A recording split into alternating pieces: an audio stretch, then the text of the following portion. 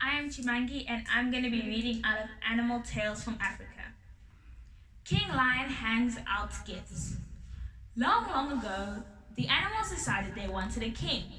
At the meeting, they chose Lion. He was so pleased to be king that he invited them all to a great feast that lasted for many days. On the last day, there was a dance. The queen, Lion, wanted all the animals to look their best. She begged her husband to hand out gifts to all so that they would look smart. "I'll do that," said Lions. "But if any animal annoys me or did not come to the feast, they're in trouble." He called all the animals to file past him and tell him what gifts they would like. First were the cattle. "We would like plenty pretty horns and lots of milk for our calves," they asked. "Fine," said Lion. "But as you prefer to live with the farmer rather than in my kingdom, I shall only give the bulls horns so that he can harness them. To milk the cows, he will just have to slip a rope around their necks, and that way your calves won't get any milk." The carter was satisfied. They wanted to stay with the farmer. Kudu arrived alone. "Where is your wife?" roared the lion. "My wife is very upset that she ignored our invitation. You want horns, do you? I'll give you magnificent curved horns, but your wife will get nothing." Elephant was next. He wanted a pair of white horns. Instead of waiting until the lion placed them on his head, he greedily picked them up with his mouth. This irritated Lion. "Now those horns will stay on your mouth as tusks," he growled. The elephant, who at the time had a rather short snout, asked for a longer one.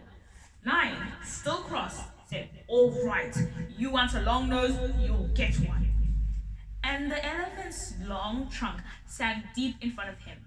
Unhappy and sorry for himself, Elephant walked away, dragging his tusk in the dust.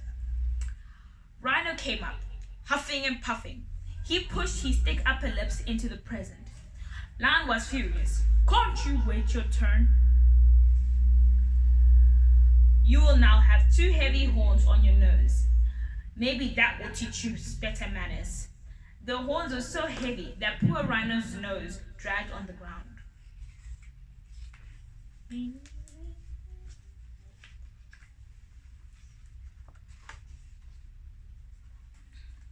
Hippo, who was even more higher and mighty, walked in among the presents. "Hey you, Lion," roared Lion. "No horns for you. All you get is two huge teeth to defend yourself with." Poor Hippo was left without horns. Then it was Sheep's turn. Lion felt sorry for him as he looked so miserable in his thin skin.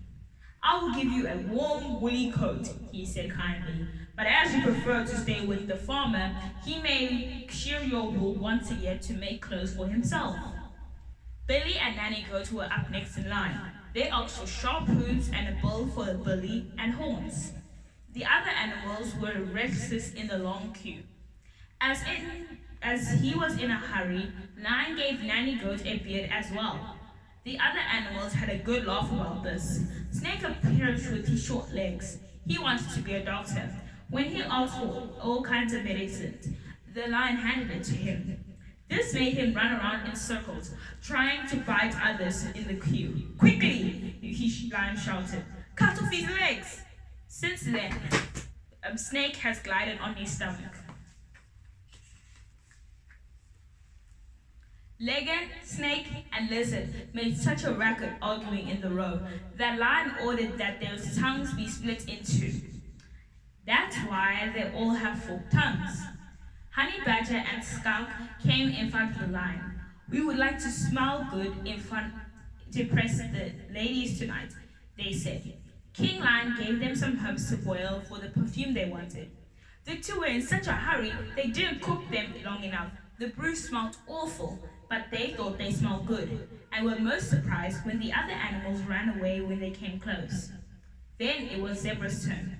"Oh, great king," he said, "my wife and I would like to pull your carriage." "What a wonderful idea," said Lion. He gave them each a straw smart striped suit.